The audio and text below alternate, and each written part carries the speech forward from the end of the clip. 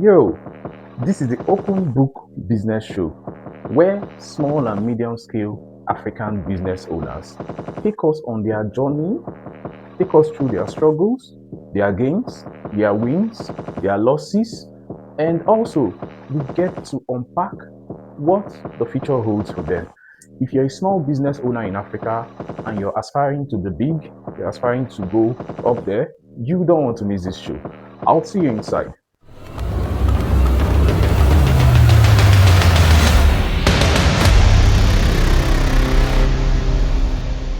Open business.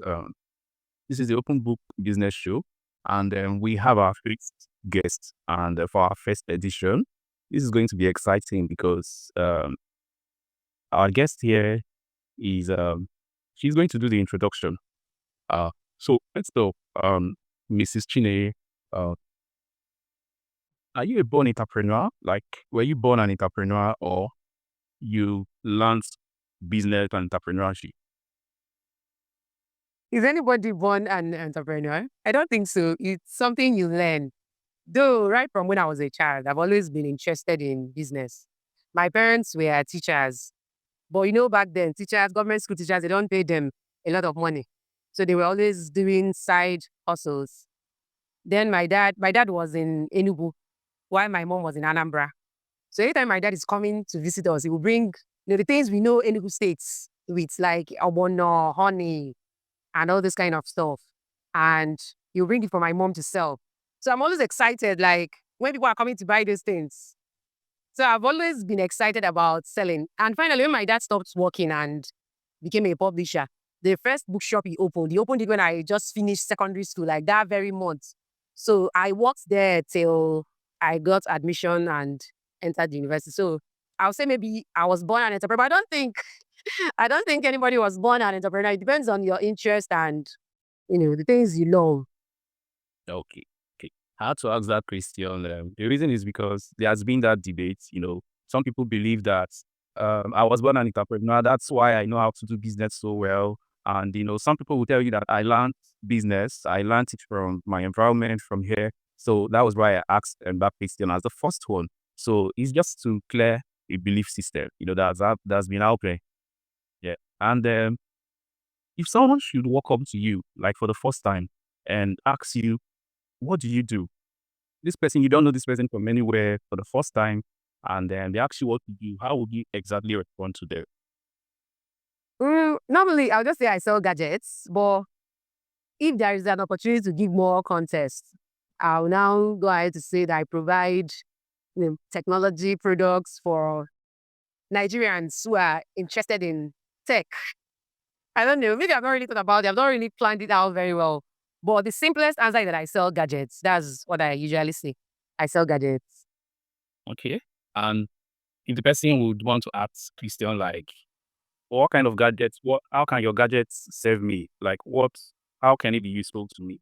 How would you respond to that? Okay, first I will, there are different types of gadgets. Gadgets is just a central name. But then most people in tech, what they use is laptops. So I would love to go, okay, what do you do? Are you a graphic designer? Are you a video editor? It's from there that I will now be able to explain that, okay, I have a laptop that will make your work easier. I have laptops that, you know, will help make your remote work easier if the person is into remote. So it depends on what the person is actually doing. But I I will position myself as someone who sells high quality laptops that are not that won't give you headache. I you keep on coming from that angle, like, my laptops won't give you headache. So let's start. Okay, I go.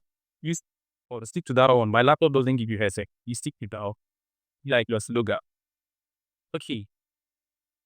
And there's a reason why everyone starts something or everyone does something, that they are doing, whether it's business, whether they are going to further their education or anything, you know. How why did he how did you bump into this business? Was it out of maybe passion, like some people would say, or was it out of desperation you know, or someone was doing it and you just felt like I supposed to do this business too. So I think what was it? Okay, the story is actually very long. Do we have time for a long story? Or I should find a way to shorten it. Okay, I can still tell you the long story later. You find a way to shorten it. So I actually studied biological science. I graduated with a 2-1. And the the plan wasn't that I'll go into business full time. But I've always known, Sha, that I will have a business, maybe as a side hustle. So the plan was that I will get a job in a pharmaceutical or food processing industry, someone that studied biology. Those are the kind of things you should be doing. Or I should be working with health NGOs, health-related NGOs and stuff like that. But then the year I graduated, I was so interested in learning a skill. Because as I said, I've always known I'll have a business as a side hustle. So I was like, what's going to be the side hustle? That was how I started learning typing, graphic design, and all those stuff. People learn these days, people learn it even before they finish secondary school. But back in our days, it was after we graduated from university that most of us learned. So What year was this? Sorry. I graduated 2011. Yeah. So I started learning basic desktop publishing. So when I went for youth service, I still continued. I learned HTML, CSS. And that was when I bought my first laptop. Wow. No be So you. I don't be today. Oh. So after the NYSC, it was actually the skill that gave me my job. But I actually got the dream job in a pharmaceutical company, but as their content creator. Then content creation was not actually a job. So I learned HTML, CSS. And that was when I bought my first laptop. Wow. No be So you. I don't be today. Oh. So after the NYSC, it was actually the skill that gave me my job. But I actually got the dream job in a pharmaceutical company, but as their content creator. Then content creation was not actually a job. So on my ID card, it was using IT officer. But my job mainly was to upload content on their social media pages, update their websites, send emails. So you would still call it was digital marketing related. So I got this was in 2013. 2013. I served 2012, and then I got this job 2013. So but then I wanted to go for my master's because, as I said, I studied biological science, and biological science didn't really make sense to me. I wanted to be a master of something. Like, let it be that if they ask me, what did you study? I'll be able to say, okay, it's parasitology or it's public health. I didn't want to be using that biological science. So I applied for my master's during that period, and I got admission in Unilad to do my master's. So at that point, I was already married at this point and I was pregnant.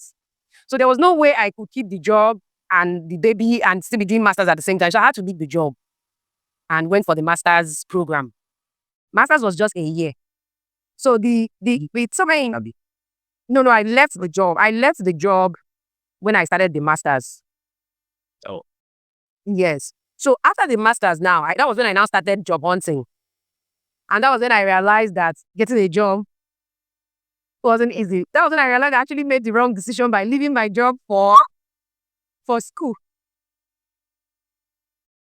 So so then I decided that if I don't get a job, I'm just going to start a business. That was what I decided then. So that 2015, I finished the master's degree 2015. Yeah. So when I now realized that, I shouldn't have left my job actually because I was not able to get a job. Okay. Then I started a business. But the business actually folded up in 6 months. When the business folded up, I started teaching. I got a teaching job and I started teaching. So I was a teacher for about 4-5 years. From 2016 to 2020, I was teaching high school. Okay. So it was in 2020 that I decided that I'm going to start a business. That I made up my mind that I was going to start a business. That was when I went and registered tech vendor and accessories, but I didn't have a physical store. So my plan then was that I'm going to just be posting online. But the reason I registered it was so that I'll be able to get an official bank account. You understand? So I registered a business 2020, but it didn't still go as planned. I still had to go back to teaching in 2022. So it was yes. It was in 2023 that I finally got a physical space and started business full time. 2023. So I registered my business in 2020, but we actually started 2023. Okay, this is firstly, your journey is you have to write a book on your journey or your business journey. But this is this show is open book business podcast. Okay, this is like a book for your interesting. And when all of this was happening, like when you were transitioning from this to this, from work to this business, and then you now finally decided that was 3 years ago. You settle with and gadgets, like early gadgets. Who was the person that believed in you, that told you that this is going to work? Did anyone stand by you or like family when you made that decision? Who was that person? Okay, it's actually my husband because let me just say that it is a business model that I copied. Though I was already interested in ICT before we met, but then he's a computer engineer. He fixes laptops and all. So when I wanted to start, he was the one that told me that it's going to work. Because there were a lot of other things I wanted to start actually. A lot of things were on my mind, but he kept encouraging me that all these things you're saying, if I say any other thing, you'll be like, all these things you're saying are good, but I don't know about them. It's this one I know will work. So he was actually the person that encouraged me the most. What? I mean, sometimes we need that one person that will hold us when we want like we're done, I'm done, I'm tired of all of this. How is sometimes the one person could be someone you're not close to. It could be someone online, it could be someone you read his or her books. It could just be anyone, but someone should be there in the background But your own case, you were lucky, someone that's EGT execute. Okay, so that's an interesting one. And when you started this business, someone that paid you. You understand? Like give you the best money. When you recall that incident, like how it happened, and were you excited about it, like your first sale, and I can't really remember the person though, but I know that I was very excited. I was like it gave me the confidence that okay, if you are selling in your first month, that means the business will actually work. So, but I can't remember the person exactly. And it's been 3 years, so I may not really know how I felt, but I know I had this kind of belief that oh, I just started and I'm already selling some. I think I started in October. That October I sold maybe 3 things. I didn't start 1st of October, it should be around 12th or so. Yeah, because my birthday is on 13th of October. So I started like a day before my birthday. So I made like 3 sales in the entire month. In the entire month. did you feel like on a scale of 1 to 10? How did you feel about being sale on the first means you started officially? Yes, yeah. Maybe 11.5. Nice. Cheesy. Thank you.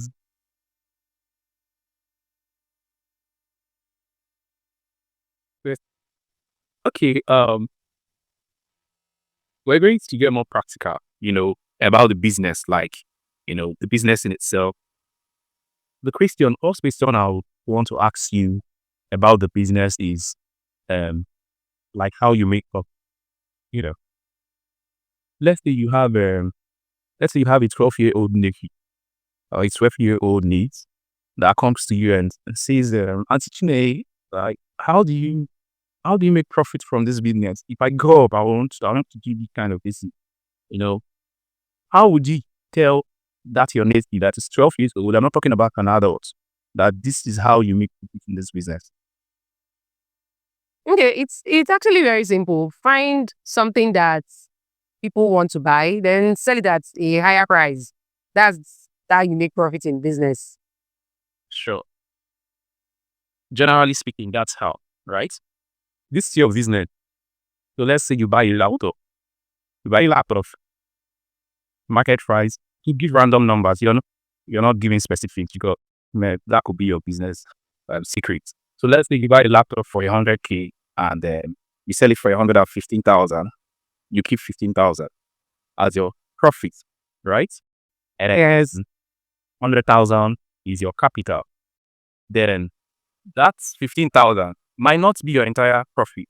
You might still have some expenses, maybe your transport, maybe you bought a laptop charger, a laptop mouse for the person and everything. So maybe you might be left with 10,000 or 9,000 at the end of the day. Is that scenario you're describing? Yes, yes. All right. And then, uh, what's the supply chain like? Like, how do you upload these gadgets?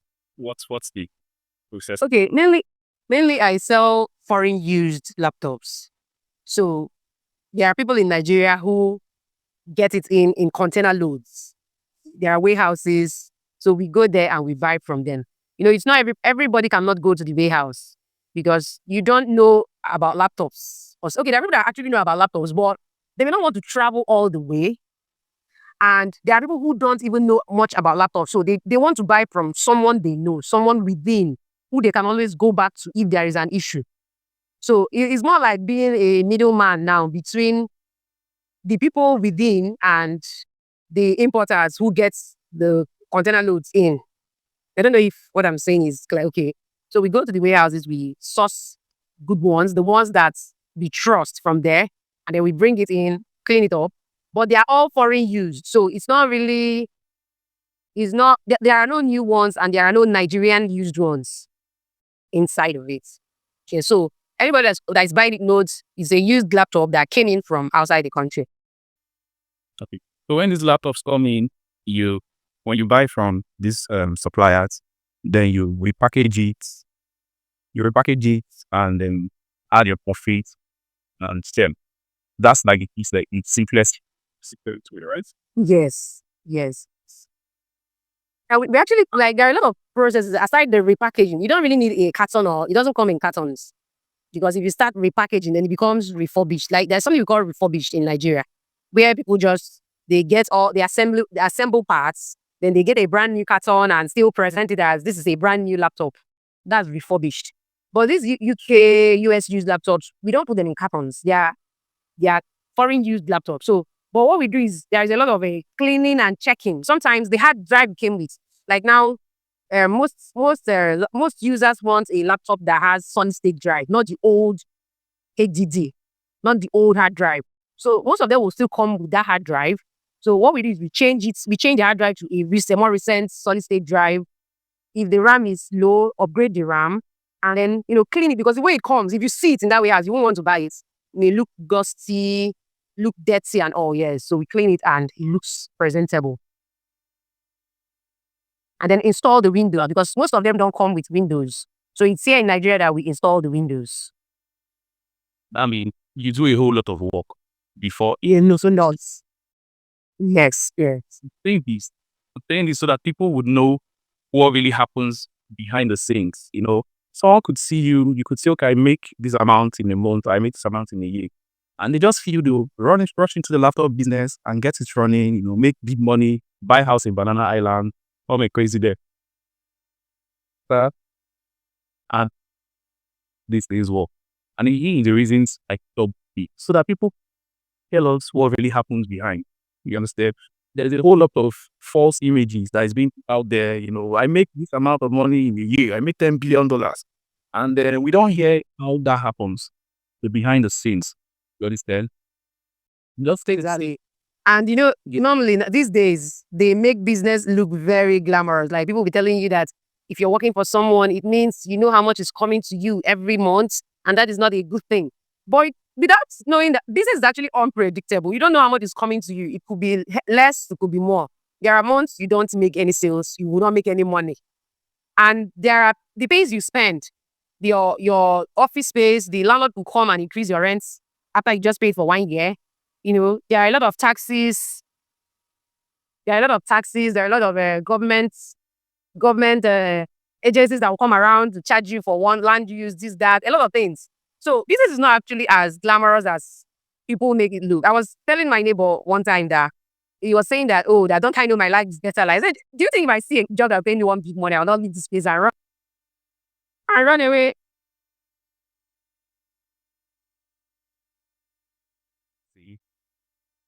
Yes.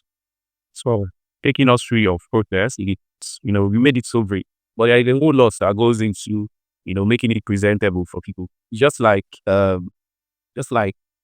anybody can buy a cow and take milk out of the cow, right? And use the milk. Why do we go and buy milk from the supermarket, from the store and everything? Well,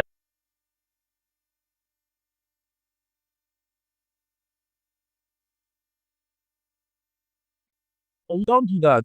What we now do is we go out and buy the packaged ones.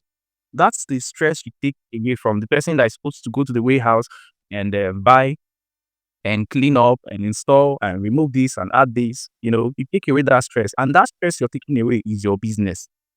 You see? So yes. So there are lots of stupid decisions people make when they are starting their business or in the middle of the business, or maybe when the business is yielding something. Have you made any very stupid decision that cost you, you lost money, like you regret the decision today? Have you made any kind of decision in this business before?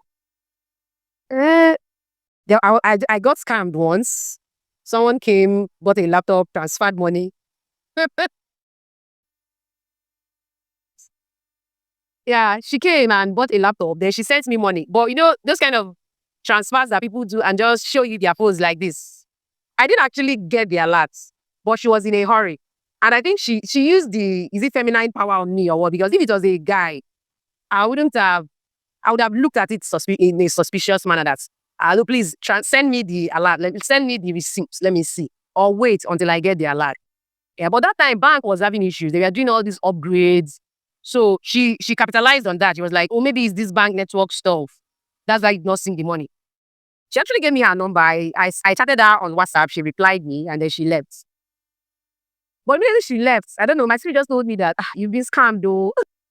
So I still chatted her on the WhatsApp and said, please send me that receipt, the receipt of that payment. Send it to me. She called me. She said that the receipt, she didn't actually save it. That she didn't do the transfer from the bank app, that she used a code. Told me one long story. And then, okay, before the end of that day, she still called me. She said she has called her bank and she has realized that the money is still with her. But I should just be patient. This was on a Friday. So I should be patient till Monday. That I'll see the money on Monday. Yes, but I didn't know she was just buying time. Maybe so that she would change her SIM card or collect more money from other people that she was also scamming at the moment, at that period. So by that Monday, her phone went off. She was no longer picking her calls. At the point, she switched off her phone. And that was how I lost that laptop. And I was really pained by it. I was pained by it because one laptop, like how many laptops do I have? That was when I was just starting. How many laptops do I have and I will lose one? Yes. So, but thank God for my husband also, because when I told him, he said, I didn't care what he said. So it's 2023 or 2024. Okay. Yeah, it's 2024. So when I told my husband, he said, How much was it specifically? okay. The The laptop was, I think, 160K. But, I didn't buy it 160,000 now. Yes. So, the value. Yeah, so it was 160. She bought it for 160,000. It was 160 she was supposed to send to me that she didn't send.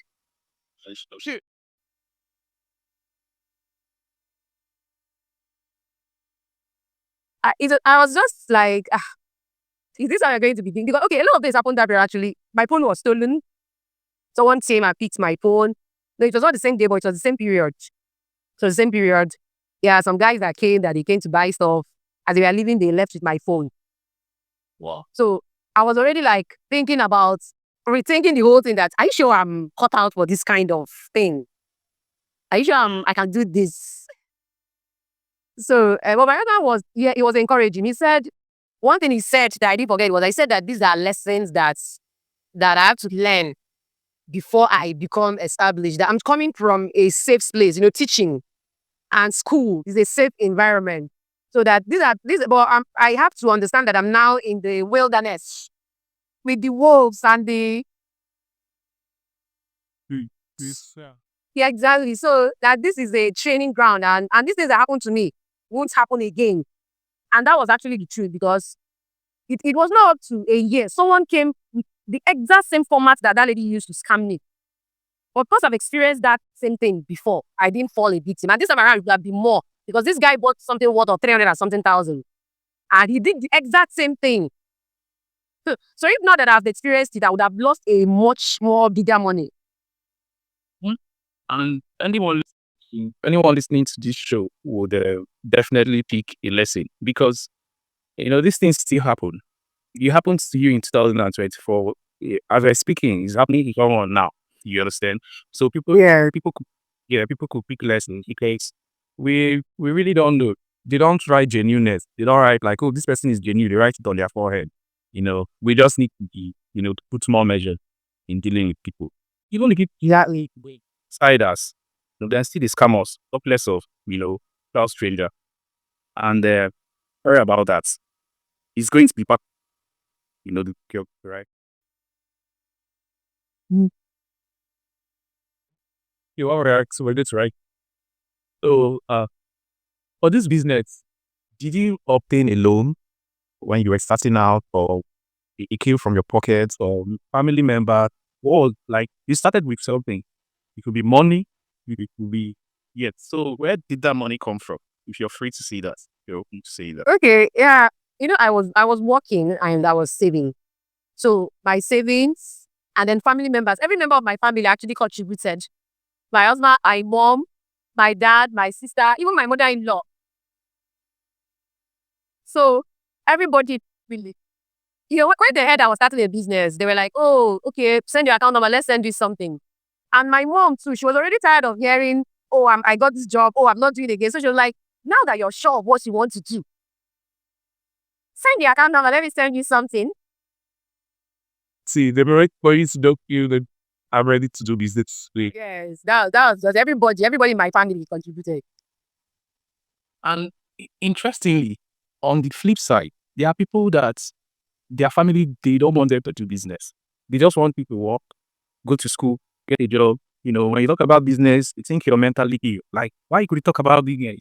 Just get a decent job and, but yours is on the other side. And, well, it still depends on a whole lot of factors, family systems and based on the kind of parent, It's a good thing you have all of these supports. Not everyone does. I think what brought about the support is that business has actually changed my family. Okay. I told you that my parents were both government school teachers when I was growing up. And then when they were teaching, there were times that they won't pay them for like 3 months. They've not received their salary. So it was when my daddy got a job with a publishing company that our family dynamics changed. So we moved from people who needed help to the people who were now helping others. And then things became much, much better when my dad now left the publishing company and started his own. So I think coming from there, business has saved all of us. So nobody will look down on business in my family, I don't think. Yeah, it's coming from experience, from place of past experience. I get. Yes, And yes.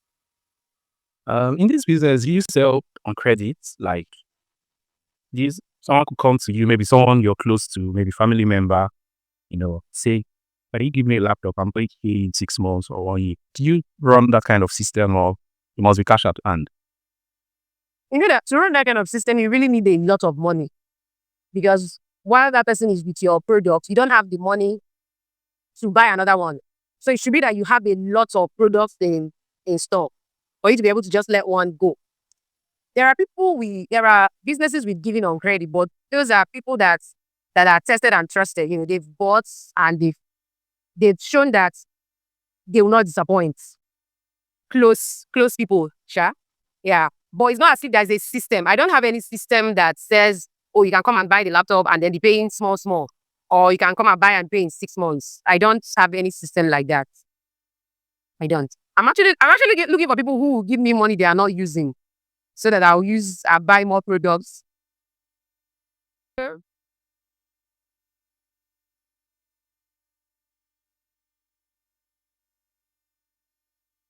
You won't advise a small business owner, like someone that is about, let me not say a small business, someone that is about getting into business. They are watching this show. They want to start this coming week. Would you advise them take credit, give out goods of credit because they are desperate to sell? what would you advise? Do you have something you could just tell them to sustain their small business? Yeah. The first advice I'll give someone who's just starting is don't be desperate to sell. Oh. Don't be desperate to sell because that is what well, that's when they take advantage of you. That was also how I got scammed because I feel the lady saw that I was actually excited to sell. So she knew I would leave it for her, even though I've not seen the alert. And if you continue doing that way, you continue giving on credit, okay, because you're excited to sell. Oh, my business is starting and my business just started and I'm getting customers. You're excited to sell. And you give them, okay, pay me in a month's time. What happens when the person doesn't pay you in a month's time? Do you have the capacity to continue in that business? If you give out your product, let's say you have 3 laptops in your shop and you give the 3 out to people and they're going to pay you next month.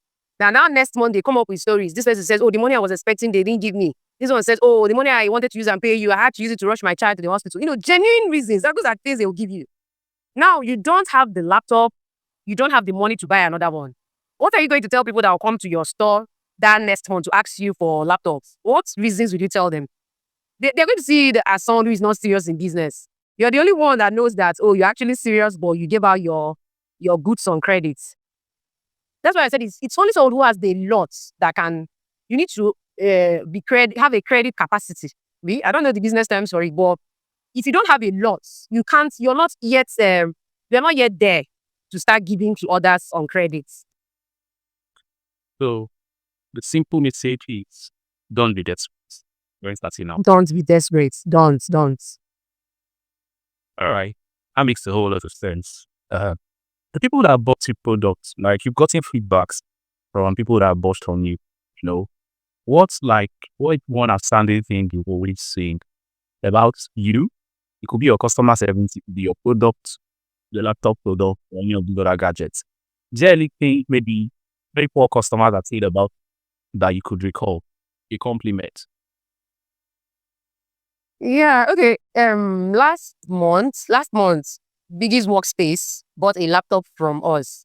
And one thing I recall that they said was that they trust my recommendation. Because there was another one he wanted to buy. I said, no, that one is not really, is not, is not going to serve you. Okay. So yes. So the one I recommended, he said, okay, send me that one. I trust your recommendation. So I've had people who found me and then they didn't leave. If they want to buy any laptop, they have to come all the way to this place because they trust my recommendation. They believe that I'm going to give them something that will serve them, something that will not give them headache. So remember, okay, interesting. That means I would say honesty is the keyword. Honesty is just people compliment you and your product, right? They compliment your business for. Okay, the only thing you did, take this at heart. Honesty will take you far. Dishonesty is always shocking. And 730, dishonesty, even the honest people, they are scared of other dishonest people. You understand? Like they don't even like themselves. So honest people are still looking up for honest people to deal with. So honesty, we can't even do it. Even the bad people, they like honest people because they don't want to be scammed. See, be scammed out of you.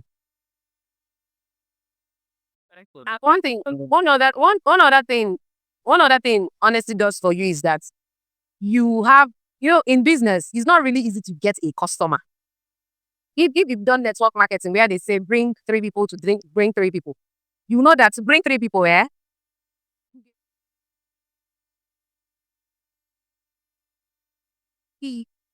So in business, it's not easy to get a customer. Now, if you're honest, if you get one customer, that one customer will refer other people to you and they will keep coming back. So you will not always be on the lookout. Okay, I'm always looking for customers. I'm always looking for how to get one more person. As much as you'll still be working towards that. But once you get one person, that one person will stay and even help you to get one more person. So that's what being honest does for someone in business. Amazing. And is that kind of thing customers have complained about? Maybe when you were starting out, you made a mistake, that has to do with, maybe you did something and then they complained about it. Maybe I don't know, a mistake you made in your business, maybe when you were starting out, or it could be of late, of recent, something you made and someone complained about it and you fixed it. You worked on it to work around. Anything like yes, you know that what we sell is actually foreign used laptops. So sometimes they have issues. Before I keep a laptop in store, I've already tested it, done all the tests. I've already used it to be sure that, okay, this is going to be good. But there was a time that someone wanted me to send a laptop to him to Enugu, and he needed it urgently. So I just brought the laptop, cleaned it, all it. I saw that, okay, it was coming up. The RAM was what they said it was. The SSD was what they said it was. I just packaged it and sent. So when it got there, they noticed that if they are charging it, it will get to a certain point and it won't charge beyond that certain point again. And it became a problem because once they unplug it, it doesn't last to go off because it won't charge to 100%. It stops at a certain point. So they started complaining, and I had to ask the lady to, okay, look for where to buy a battery. Look for where they are fixing laptop around there, because for you to send it back to me all the way from Enugu to Lagos, it's going to cost a lot. So look for where they are fixing a laptop there, change the battery, let me know the cost, I'm going to pay for it. And that was how I sorted that. She got another battery and the problem was solved. But then it taught me that no matter how urgent it is, no matter how urgent the person needs that product, I have to test it and be very sure that this is not going to repeat itself again before sending it out. So I'm not always in a hurry again. Okay, you want it right now, this minute. If it's not something I already have installed, that's okay, I've tested it and I'm sure of it. If it's not something I have, you have to be patient for me to be sure that this is not something you're going to send back to me after I've sent it to you. So I guess that's just one that I can remember easily. It's a good one. It's more like we could go back to the desperation thing we talked about. The person could say, I need it urgently, and if you're desperate too, you would say, oh, the person needs it urgently and I'm desperate to sell, so let me just sell it that way. And urgency, when urgency meets desperation, problem they did in most cases. So it's a good lesson, just at the end of the day, you make sure that everything is intact, because at the end of the day, you still send a laptop that is faulty to the person because they need it urgently and you're desperate to sell. They'll still send it back. Or you're going to pay for the damages. Like, the person is still going to complain because what they need the laptop for has not been achieved. The person can't even use it. Right? Okay, I got disconnected. My network went off. I noticed. Okay.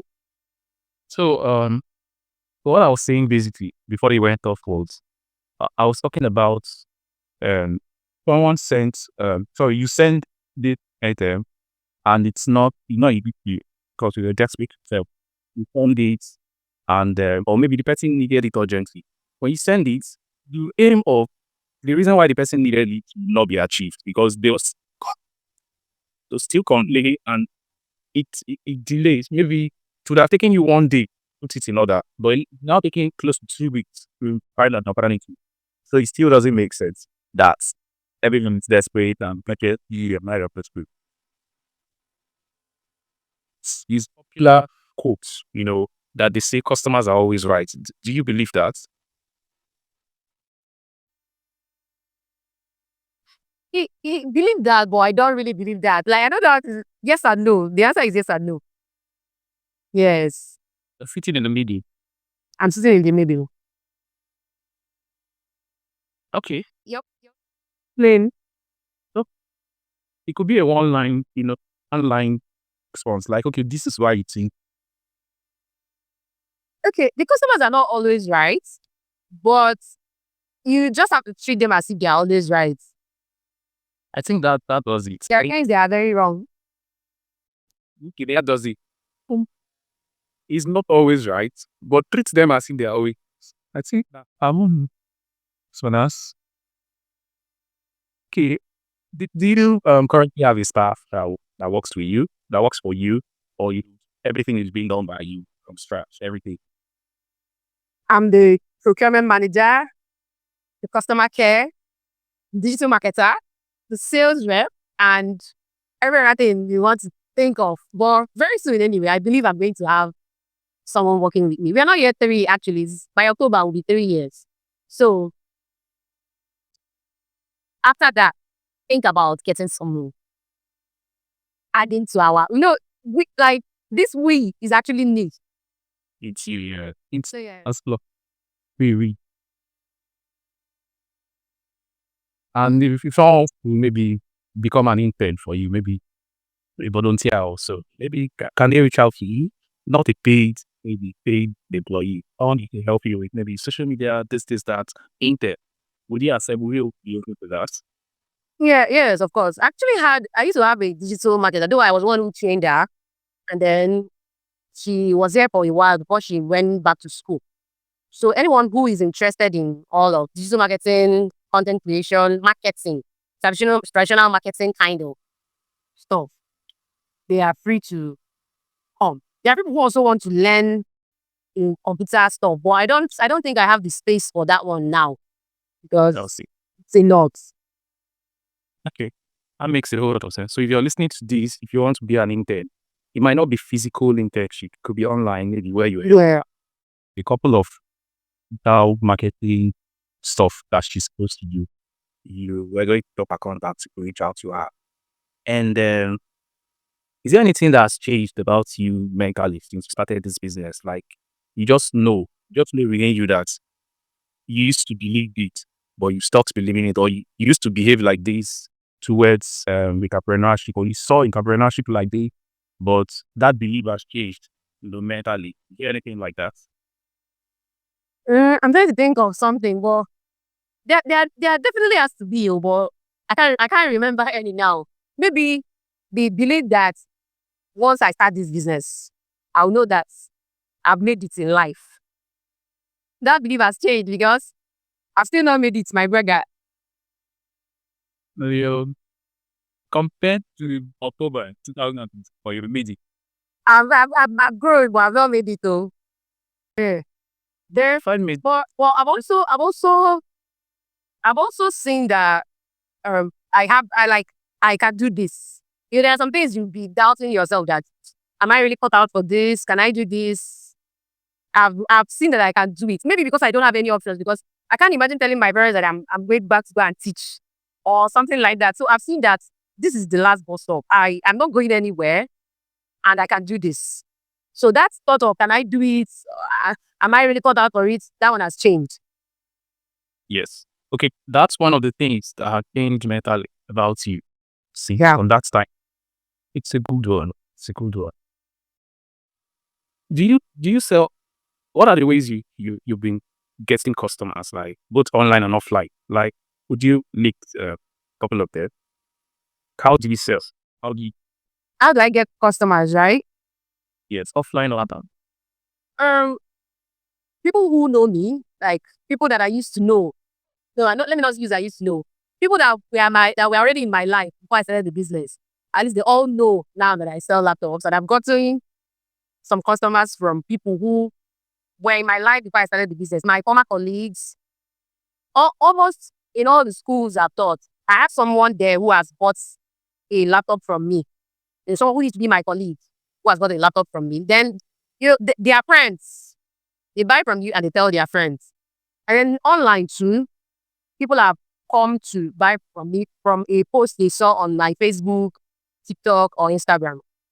Then people who are I have a physical space now. So people who come around here for some other things. I have neighbors. I have people who are also around. So people who come around, they see my business, and I've gotten customers from people who come to visit my neighbors. You know, my church members, and many people who saw my WhatsApp status, but mainly recommendations, people who saw my store, and people who used to know me. Amazing. The reason why I am that Christian is a vital reason. Um, Sometimes the channel you sell with is really not the problem, because you could go to the right channel, and if you're not a good business person, you could be in the right channel and not sell. So from what you see, most of your sales came from recommendations, or they still come from recommendations, referrals, and everything. That's a huge job, because people don't repair other people to those that they had bad experience with. It doesn't happen. If I had a bad experience, I won't. I will block their number here to start with. At least Mm. Then there's something you're doing that makes people do recommendations to every time. Browser. And it's what we should learn. What small business owners should learn. I'm not even talking about big business owners because these people have their marketing departments, they have customer service. Yes. When you are at everything in your business, you're the customer service is just like you said. You're the one that does this, the one that does that. You're the lead designer, you're the marketer, you're the CEO, you're the employee, you're the employee. Then you shouldn't. Recommendations would save you a whole lot. Referrals and recommendations, that would be the biggest leverage you would have as a small business owner when you're starting out. And you've been using it. And it's a good one. Have you used influencer marketing? Like, have you tried it out? Or you've just been doing usual posts and these people come from? Usual, I've not tried influencer marketing, no, because that will cost a lot of money. But Okay. I've tried Facebook ads. No, that works. And what was the result? I got converted. The thing is, you know that for if you want to run an ad, it should be for I feel it should be for a product you have lots and lots of it in stock.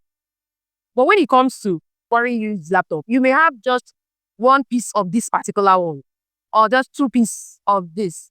So the product I ran ads for, I actually sold it. But when you were asking me that, okay, I didn't have it anymore, so I had to end the ad. So I've gotten customers from ad, but I feel ads doesn't really serve me well because I shouldn't be running an ad not just to sell two pieces or three pieces of something when I don't have it in multiples. Yeah. So at the end of the day, you're talking about because you mentioned multiples, several. You mentioned this. That means uh, you're looking where you get numbers, like when you get the huge numbers. Let's say you have a killer PC, 2,000 PCs. You could not start venturing time attempting, you gotta see, and then other a lot of other things you be trying. Like maybe people come and buy in installments. So someone could come and pay you maybe over 6 months. You could now try all of those things, right? Where to say? Yes. Average. Because right now, if someone comes now and says, okay, I want to buy this laptop, keep it for me, and then pays maybe 50% of the money, I can't just keep keeping it for the person because that's just the only one I have. If another person comes and say, I want this laptop, I'm going to sell it to that person. And the probability that I'll see that same one again when I go back to buy is very low, except for maybe a few products that are always popular and you can get them easily. But there are some that if you have it one, it's just one. So you can't keep keeping it for someone that will come in 6 months' time when you can sell it today and use the money to go and buy another one. Yeah. Okay. A question about your numbers. Like you mentioned that you did 3 sales when you did in October 2024. Can you give us like a rough idea what those 3 sales, like 3 sales accumulate, like the number, it could be revenue, it could be profits, that you made from those 3 sales. Okay, the last three sales, they are not actually laptop. It was just one laptop and then two MiFis. But I sell other devices as well. I sell internet MiFi, I sell routers, power banks, and the rest. It's just that laptop is actually my main. Others are things you put so that when people come to ask you that, oh, do you sell phone charger? You say yes, but I sell laptops too.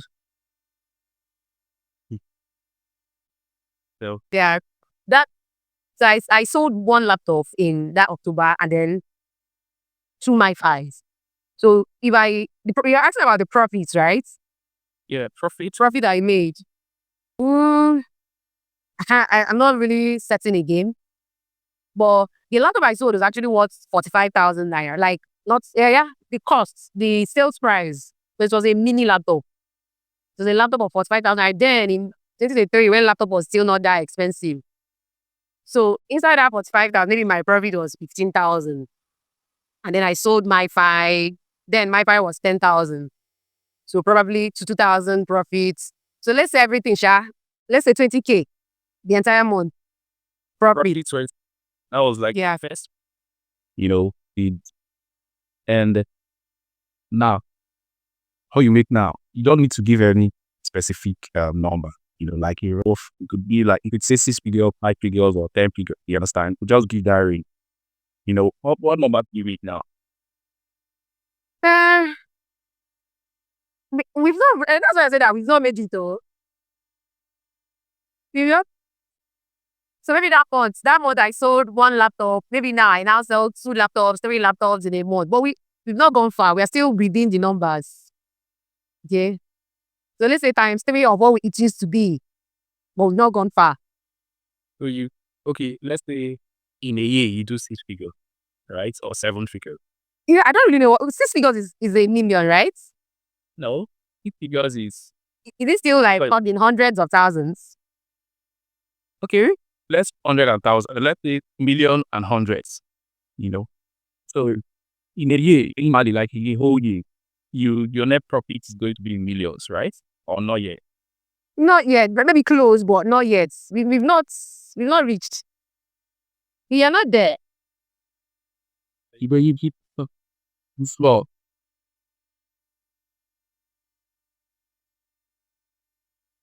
Do you have like a percentage that comes into the business? Let's say money comes into the business and there's a percentage that goes to your personal pockets and there's a percentage that is being put back into the business. Do you have that system? Yeah, I was just telling my friend the other day, I said something and she said, oh, a whole CEO. I said, you will never see me calling myself a CEO. I'm working for this company. It pays me monthly salary. So I have a salary every month. That is what is my money. So even my kids, when I'm saying, no, this is not my money, this is my business money, they'll be like, Mommy, what do you mean? Is it not your business? I said, no, it's not my business. So I'm still working here. We have not grown.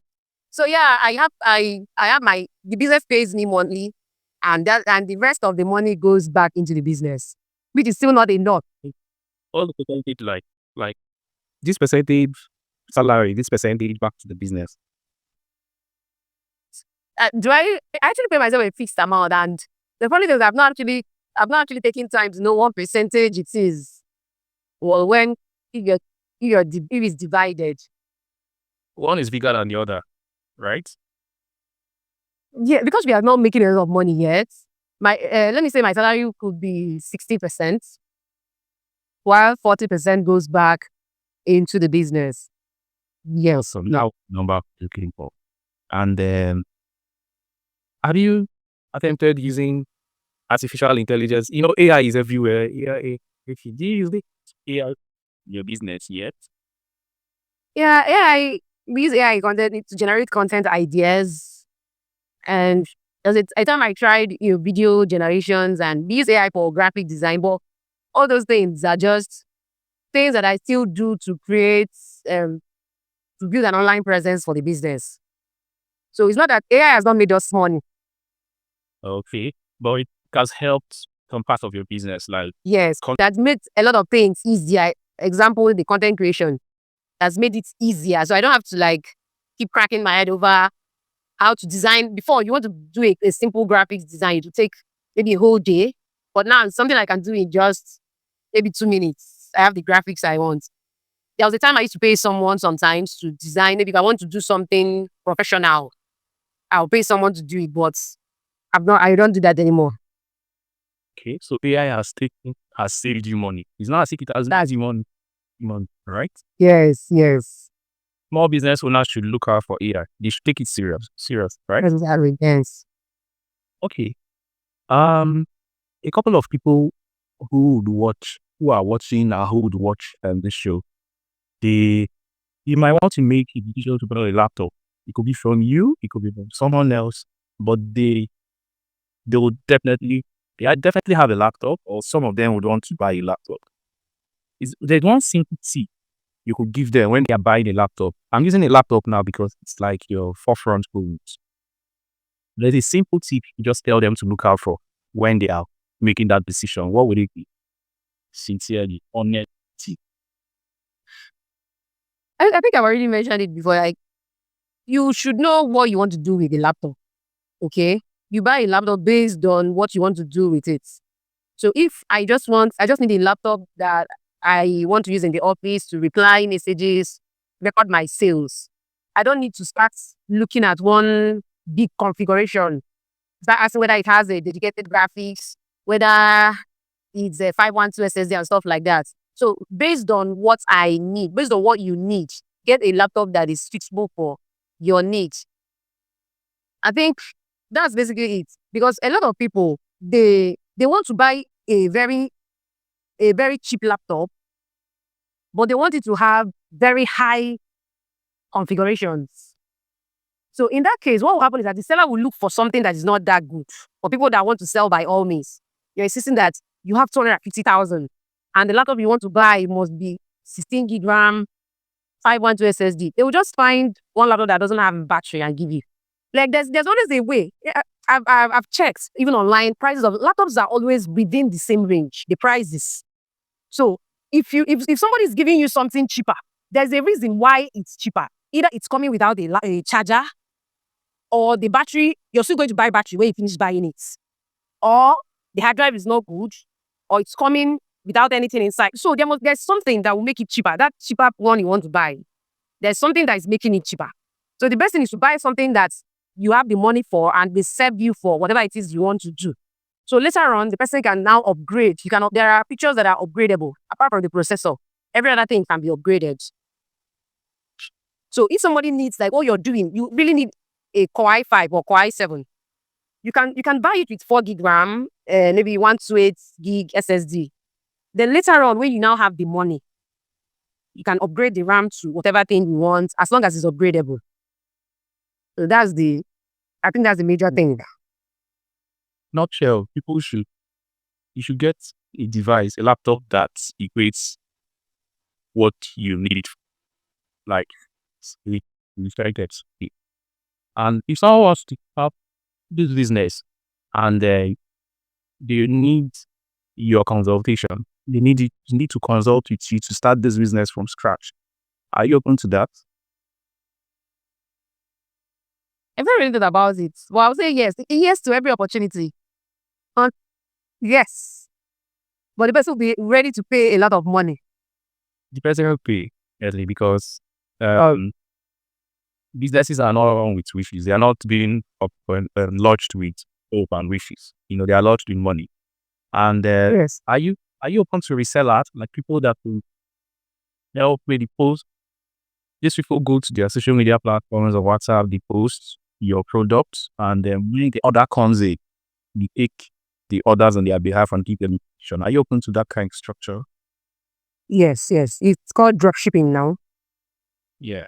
Right? That's it. Dropshipping, a middleman business, you could give it a name, you could be called anything. But the idea is, they don't hold the inventory, they don't hold your laptops. They just bring the orders for you. And when you close, you give them the information, their codes. Okay. They're open to that, right? So people could reach out to you. Yeah, They want to, and so that everybody can make money. Yeah. Correct. Exactly. Okay. And for the people that would want to, okay, you don't sell bulk at the moment because termites, when they might want to buy from you. Now, I'm not talking about the dropshippers. The people that they want to buy from you and resell, maybe buy a bit cheaper from you and sell to their own end users. They're not open to that structure too yet, because you mentioned the number of laptops you have in stock. But if you're open to that option, tell us about it if that's like an option you're open to. Okay, you know that there's something about business. If you have a lot of money, you'll be able to buy cheaper and then sell at a better price. So if the person has the money, it will just be as if I'm helping the person to source the product. So I already know where to get them. I already know how to get them. So it's money that is the problem. It's not as if I can't have 200 laptops today, but I don't have the money for it. So if the person has the money, of course, can do that. So we could still tie it back to the question I asked you about, like helping someone to set up the business. Like we could still tie it back. Okay. And you've been mentioning money. You need money for the business. Do you Seriously? do you have like a range that you think if you get this money today, your business is the phase of your business will just do transfer? Do you have a range in mind or a specific figure?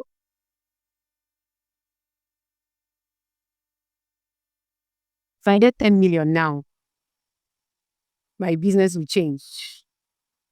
I'll be able to pursue contract. Like there are people that need laptops. There are offices that need laptops, but Now I'm still afraid that, okay, they give me the contract. Where is the money to pursue it? There are people who still don't know that my business exists. So if I have that kind of money, I can be able to employ marketers, do more traditional marketing, get more products, a lot, do a lot. Okay, this is where it gets serious. If an investor is watching right now, someone that would want to invest maybe half of that amount or that specific amount, the person is watching you right now. The person has been watching from the beginning. The person has heard your stories, saw your journey. The person has seen your business, inside out of your business visually. And the person has watched to this point. And the person is interested to invest in your business for a percentage, you know. What would you tell that person that? How would you convince that person to invest 10 million into your business?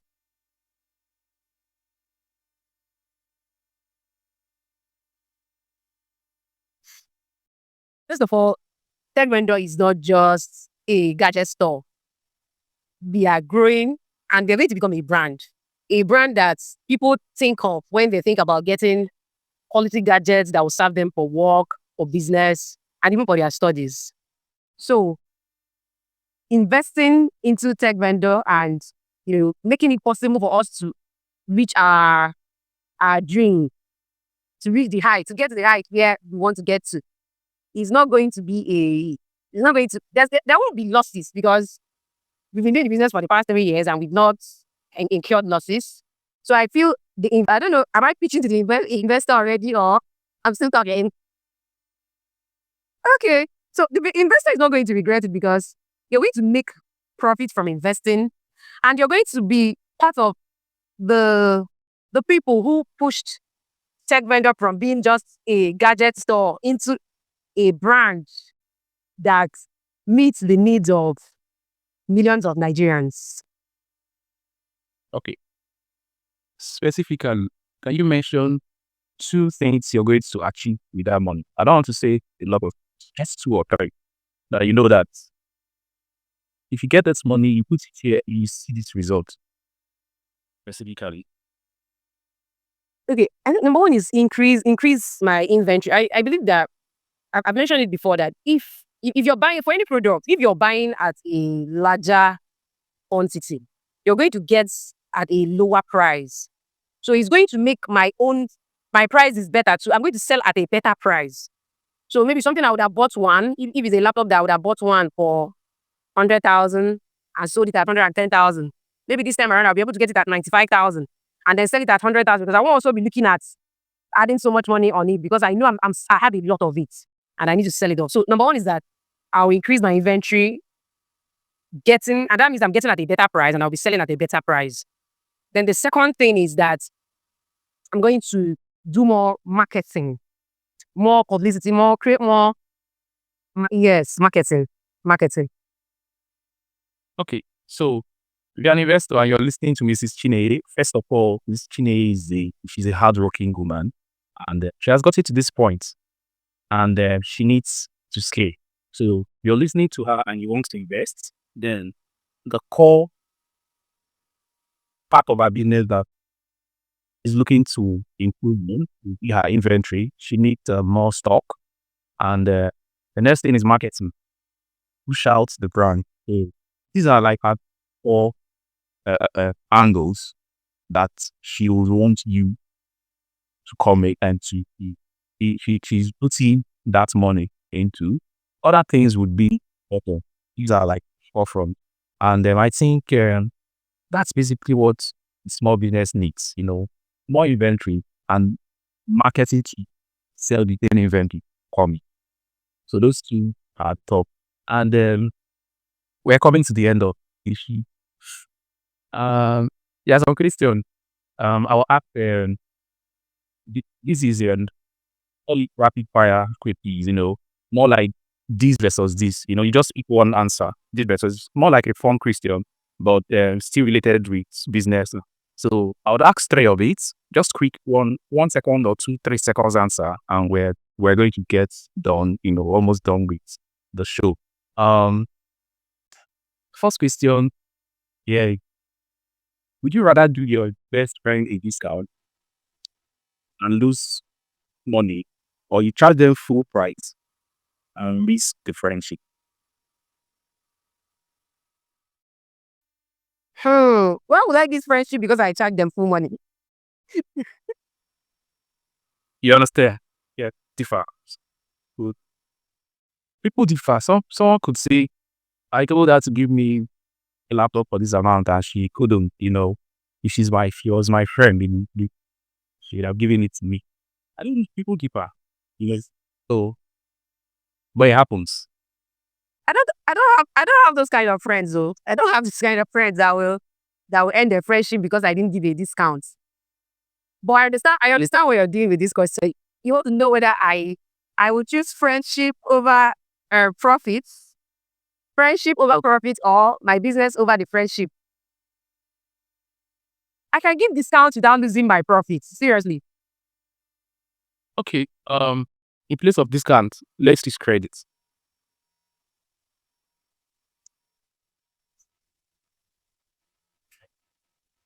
Again, when I will sell on credit to a friend. I don't sell on credit. I know they sell. Okay. I think you've given the answer. The second, When I work here, I work here. It's not my own. Now, sometimes I'll tell the friend that it's not my own. would be, would you pick a government contract that is worth 500 million naira, or would you rather have 50,000 loyal customers? Hmm. 50,000 loyal customers over a government contract that is it the profit? The profit of the government contract is how much? 500 million cash. 500 million. What is that? Where are you getting these kind of questions from? Answer debating. My 50,000 loyal customers can actually make me 500 million over time, but I also want bulk money. Like, I want 500 million bulk. Yeah. Well, Ha, 50,000 cut. Like, 50,000 loyal customers, 500 million government contract. Ha, God. So I can't have both.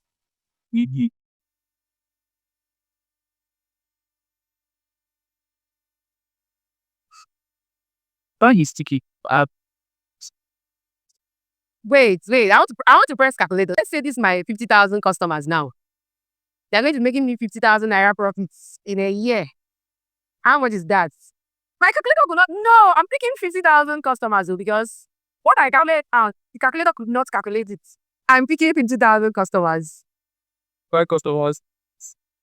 And the last one would be, would you prefer stable electricity forever for your business? Or would you prefer free unlimited internet forever? What's the first one? Free electricity forever is stable. It doesn't, this electricity is for you forever. It doesn't glitch. Limited free internet for you forever for your business. The both of them are just for your business. Give me the internet. I'll go and do solar. Okay.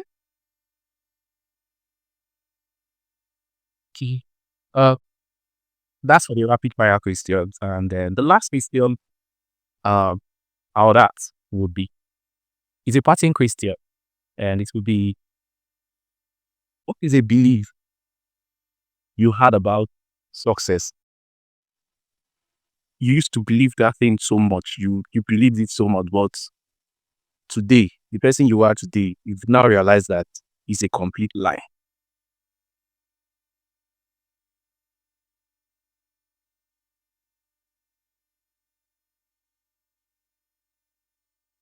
Okay. Think and grow rich gang. We used to believe that you can manifest it. If you can think it, you can have it. But now I believe that you can think it. If you don't walk, if you don't take action, stay there and be thinking. It's not manifesting. Like, I don't believe in manifestations anymore. I believe in go and walk, go and do it, go and take actions. That's how you get what you want. Amazing. Okay. Okay. I don't get anything to eat now. And I've been asking all the people, I've been asking you all of the questions. Do you have one question for me before we round up? Okay. Is this just one question I can ask you like 3 or 4? I'm looking at time. Yeah. Okay, let's do two. Then we're going to round up. Okay. Okay, one is what do you do and how do you make money from it? That's one question. Oh. Okay, let me tackle that. So, like, what do you do for a living? Yeah. This is information. Can you tell? So I sell people business. I didn't get that. I didn't get that. I can sell your business, this business tech vendor, to someone that is interested in buying it, then I take a commission. Yes. So I'm a business broker. That's what you do. Yes. Wow. But I do it in the foreign market, Okay. the Nigerian market, yes. But I'm planning to do that in the Nigerian market. That's like one of the reasons why I started this show. I wanted to explore how the Nigerian business atmosphere, not the English really, try to explore how it works so that I could introduce the actor, like I could introduce the market that could buy someone's business. Maybe the business is failing, the business is mismanaged, the business needs a new owner. For instance, this business you're running now, something could happen and you might not be able to move on. Someone could just take it off. Like, if I want to jump out now. Maybe you want to japa, perfect, So I will be that person that will close the transaction. I'll be the person to value your business and tell you that this is the right amount to sell your business for based on my valuation. So that's my job.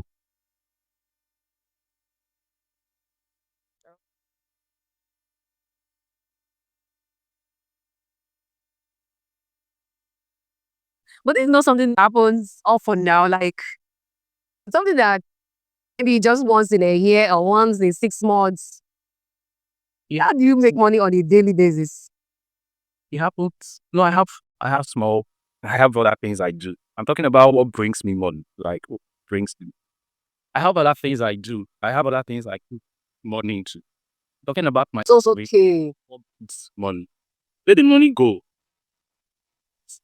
And remember, I don't want to do the Nigerian markets, it's the foreign markets. And they see lots of businesses there. Like this, they sell businesses there like say tomorrow, no be. Now for here, they come on, but I want to be the person who introduces it into the media space, Could take a lot, but yeah. What's the second question? Okay. Okay. My second question is still concerning side hustles. So somebody wants to like is asking for what will they do to make money? Are you going to recommend content creation, trading, like forex trading, or content creation, forex trading, or learning a skill? Like, if it's a skill, what skill will it be? Is it going to be forex trading? Why? Or is it going to be content creation? If becomes making money, before now, my advice would have been different. I would tell people go and learn, just go and learn one of these skills that are out there, that everyone's talking about. But I have changed. A whole lot of things happened this year, and my stance on making money has adjusted. If there's anything I'm going to tell someone to learn, to make side money, or to go into, then it's going to be something in the offline space. Go back to the offline space. Make money from the online space. You could learn anything on. You give yourself a deadline, stick in, make as much money as you can from that thing, and go back offline and start a real busy. That would be hard. If I had known this years ago, I wouldn't have made the losses I made beginning of the year. So I've changed. You could learn AI automator, you could learn AI thing, make money with it, maybe 12 months, 6 months, and abandon it. Go and invest that money you made from. Invest in the offline space. Find a business in the offline space and put so much energy into it. Currently, where I'm into e-commerce, like one of the businesses I do by the side, is e-commerce, where we bring in products and sell.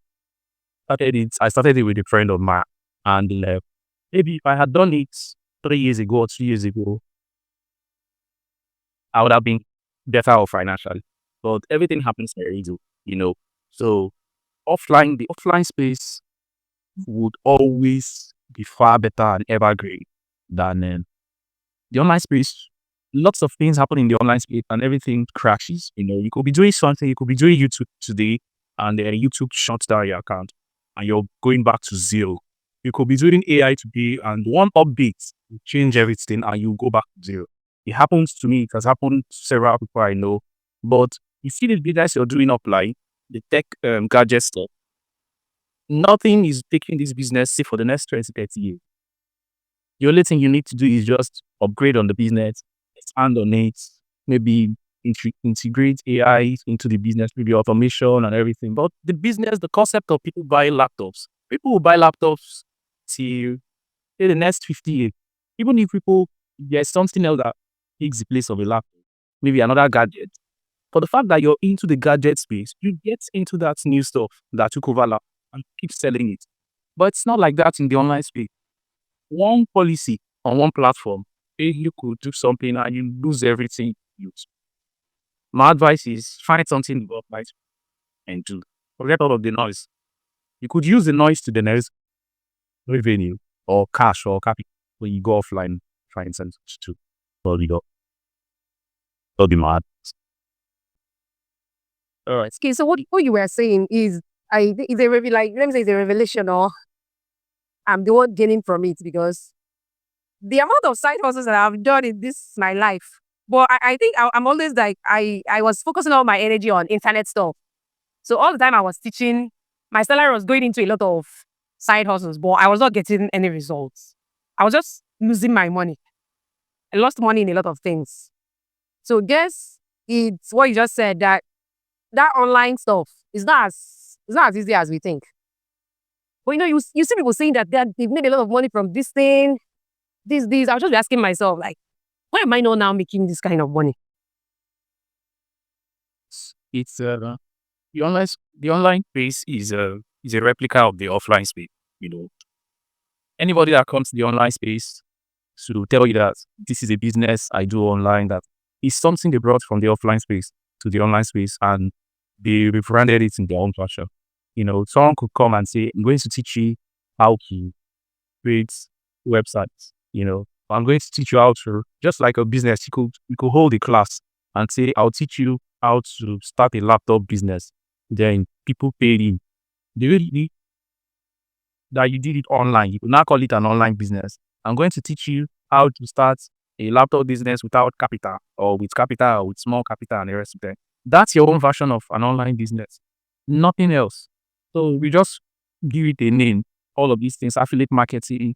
Affiliate marketing is what people do in local markets. There's no difference. The difference is we brought it online and gave it a name. Very fine name. Even the drop shipping thing is what they do in Alabama and Abosakia. They did it for decades, for years. Anything you shown online today has an offline version. So what I'm saying is, make it online, make the small money or whatever money you can make online with any skill. I don't want to recommend skills because I've done all of those things in the past. But find something you could do for someone. It could be a service. I think services are like the easiest way.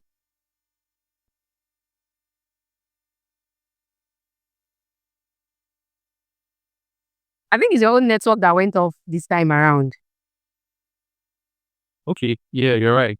Okay, if someone wants to reach out to you, they want to follow you, they want to contact you to buy a laptop, and they want to talk to you, they want to consult with you, they need you to set up a laptop business, a gadgets business for them. They want to invest, they want to be partners with you. How are they going to reach you? What is the best channel they are going to reach you with? And what's the best? I'll share your link in comment. Share that with me. But for now, you could tell them that, okay, this is your page, this is your contact and everything. So Okay, my WhatsApp contacts I think that would be the best. But if you can still follow me, my business page on Instagram, techvendor.ng. Techvendor.ng. Okay, should I call my WhatsApp number? Or you just put it on the screen later? You call it and I'll put it. 2 ways. Okay. Okay, my WhatsApp number is 080 8010 7863. All right. And then thank you so much for showing up once again. And we appreciate you.